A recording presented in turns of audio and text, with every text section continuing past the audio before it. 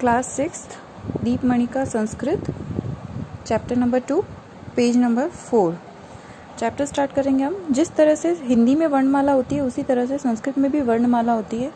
कुछ डिफरेंस होता है इन दोनों में जो मैं आपको इस चैप्टर में बता दूंगी कि सिर्फ यही डिफरेंस है इसमें और उसमें हिंदी वर्णमाला में, ताकि आपको हिंदी कुछ कन्फ्यूजन ना हो। सिर्फ कुछ शब्दों की वजह से आप हिंदी वर्णमाला और संस्कृत वर्णमाला में कन्फ्यूज हो जाते हैं। चैप्टर स्टार्ट करते हैं हम। भाषा वाक्यों से बनती है। वाक्य में अनेक शब्द होते हैं। प्रत्येक शब्द में अनेक वर्ण या अक्षर होते हैं। सबसे देखो इसमें बड़े से बताया, भाषा जो होती है उसमें क्या होता है, वाक्य, मतलब बहुत सारे सेंटेंस जब हम जोड़ देते हैं तो उससे क्या बनते हैं, भाषा। जब जो सेंटेंस जो होता है, सेंटेंस किससे बनता है, अनेक शब्दों से, वर्ड्स से। अगर हम सब वर्ड्स को जोड़ते हैं तो क्या बनता है, वाक्य बनता है, सेंटेंस बनता है। और जब शब्द जो होता है, शब्द के टुकड़े करते हैं तो क्या बनते हैं, वर्ण। शब्द किससे बनता है, वर्णों से। वर्णों के टुकड़े होते हैं, वर्ण जब जुड़ते हैं तो क्या बनता है, शब्द। वर्ण भाषा की सबसे छोटी इकाई वर्ण है। भाषा में सबसे छोटी इकाई वर्ण को माना गया है और वर्ण को ही क्या कहा जाता है, अक्षर। यहाँ पे लिखा हुआ है वर्ण को ही अक्षर कहा जाता है। ये देखिए आप, हिंदी में जब हम पढ़ते हैं तो इनके नीचे ये हलंत नहीं आता। ये जो तिरछी लाइन होती है कॉमा की तरह शब्द से जुड़ी हुई, इसे कहा जाता है हलंत। जब हम हिंदी में पढ़ते हैं तो इसके नीचे हलंत का यूज नहीं होता है। लेकिन इसमें ये भी देखिए आप, स्वरों के नीचे हलंत का यूज नहीं हुआ। हलंत का यूज कहाँ होता है, सिर्फ व्यंजन में।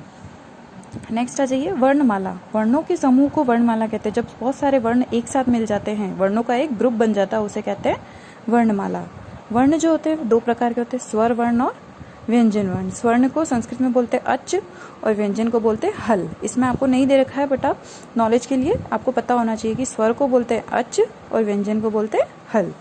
आ जाइए, अब हम पढ़ते हैं स्वर। स्वर को इसमें डिफाइन किया है कि कितने कितने उसके प्रकार होते हैं। अभी आपको सिर्फ दो ही प्रकार बताए, ह्रस्व स्वर और दीर्घ स्वर। एक स्वर और होता है, वो होता है प्लुत स्वर, वो आपका नेक्स्ट क्लास में आएगा। अभी आपको सिर्फ दो ही पढ़ने हैं, ह्रस्व स्वर और दीर्घ स्वर। स्टार्ट कीजिए। स्वर वर्ण का उच्चारण करते समय किसी दूसरे वर्ण की सहायता नहीं लेनी होती है। स्वर वर्णों की संख्या कितनी है, 13। स्वर जो होते हैं बिना किसी सहायता के काम में लिए जाते हैं। इन्हें बोलने के लिए किसी भी अन्य शब्द की या अन्य किसी वर्ण की सहायता नहीं लेनी पड़ती। ये क्या होते हैं, बिल्कुल स्वतंत्र होते हैं। तो ये होते हैं स्वर व्यंजन। स्वर व्यंजन आपको स्वर वर्ण जो है आपको बताए हैं दो प्रकार के, ह्रस्व स्वर और दीर्घ स्वर। ह्रस्व स्वर अ ई उ री री और दीर्घ स्वर आ ई उ री ए आई ओ औ। ये होते हैं 8 और ये होते हैं 5। अब देखिए, हिंदी वर्णमाला में जब हम स्वर पढ़ते हैं तो ये जो नया वर्ण है, ये री, ये हम नहीं देखते हैं। ये री जो है सिर्फ संस्कृत में ही काम में लिया जाता है। तो पहला डिफरेंस आपको पता चल गया। एक तो मैंने आपको बताया था अभी कि ये जो हलंत है ये आपको हिंदी में कहीं नहीं मिलते हैं, ये सिर्फ संस्कृत वर्णमाला में होती है। दूसरा डिफरेंस ये हुआ कि री जो है ये हिंदी वर्णमाला में कहीं भी नहीं आता है, ये सिर्फ संस्कृत वर्णमाला में ही होता है। तो जो छोटे स्वर होते हैं, ह्रस्व का अर्थ होता है छोटा, तो अ जो है कोई मात्रा नहीं होती है, सिंपल होता है, तो इसमें ये ह्रस्व स्वर में आता है। ई में भी कोई मात्रा नहीं है, ऊ में भी नहीं है, री में भी नहीं है, और ये ली। ली जो होता है सिर्फ इसका बड़ा रूप नहीं होता है। इन सब के बड़े रूप जो होते हैं वो किस में चले जाते हैं, दीर्घ स्वर में, है ना। और री जो है इसका कोई भी बड़ा रूप नहीं होता है, तो ये सिंपल सिर्फ इसी में रहता है। अ का बड़ा रूप देखिए आ, ई का बड़ी, ऊ का बड़ा ऊ। फिर देखिए री का भी बड़ा होता है। री बड़ा री और छोटे री में क्या डिफरेंस होता है, आप ध्यान से देखिए इसको। री जो होता है इसमें सिर्फ नीचे जो होता है ये सिर्फ एक कर्व होता है, और बड़ी री में क्या होता है, नीचे 2 कर्व आ जाते हैं ये। तो ये हो जाती है आपकी री का दीर्घ रूप।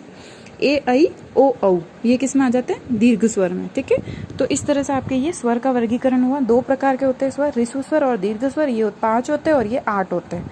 ठीक है, ह्रस्व स्वर को बोलने में कम समय लगता है, दीर्घ स्वर को बोलने में ह्रस्व स्वर से दुगुना समय लगता है। जैसे इस अ और आ, तो क्या होता है इसमें जो जितना कम समय लगता है उसी का दुगना समय हमें किसमें लगता है, दीर्घ स्वर में। ठीक है, ये स्वर आपके यहाँ पे कंप्लीट होते हैं। अब हम आ जाते हैं व्यंजन पर।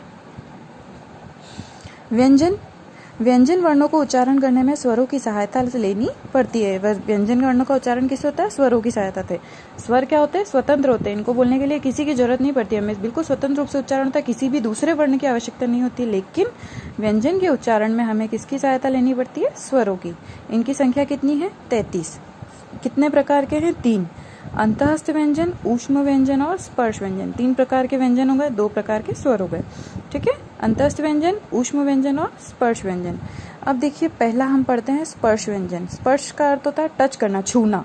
हमारी जीभ जो है, इन्हें बोलते समय हमारी जीभ जो है मुंह के किसी भी भाग को स्पर्श नहीं करती है। ये देखिए आप, अब जब बोलेंगे क, आपकी जीभ जो है बिल्कुल हवा में रहती है, किसी को भी टच नहीं करती है। ये इन्हें बोलते हैं स्पर्श। स्पर्श का अर्थ होता है छूना। ठीक है, क, ख, घ, घ, अंग। क वर्ग में ये आते हैं, 5 वर्ग होते हैं ये, क वर्ग, च वर्ग, ट वर्ग, त वर्ग और प वर्ग। ये आपके 25 होते हैं, 25 आपके होते हैं स्पर्श व्यंजन। क, ख, ग, घ, अंग, च, छ, ज, ज, इय, ट, ठ, ड, ढ, ण, त, थ, द, ध, न, प, फ, ब, भ, म। ठीक है, ये आपके 25 हो गए स्पर्श व्यंजन। ठीक है, 33 होते, टोटल 33 होते, तो उसमें से 25 तो ये हो गए। फिर नेक्स्ट 2 बचे आपके अंतःस्थ व्यंजन। इन्हें बोलते हैं सेमी वॉवल्स, मतलब इसमें पूरे स्वर नहीं होते हैं, ये अर्ध स्वर होते हैं, इन्हें अर्ध स्वर भी कहा जाता है। तो अंतःस्थ व्यंजन य, र, ल और व। ऊष्म व्यंजन फिर होते हैं, ऊष्म का अर्थ होता है ऊष्मा, मतलब रोशनी जिसे कह सकते हैं हम। तो इन्हें बोलने में हमें ऊष्मा निकलती है, हमारे मुंह से क्या होती है, गर्म हवा निकलती है। श, श, स और ह, ये 4 वर्ण होते हैं, ये होते हैं ऊष्म व्यंजन, ऊष्म स्वर।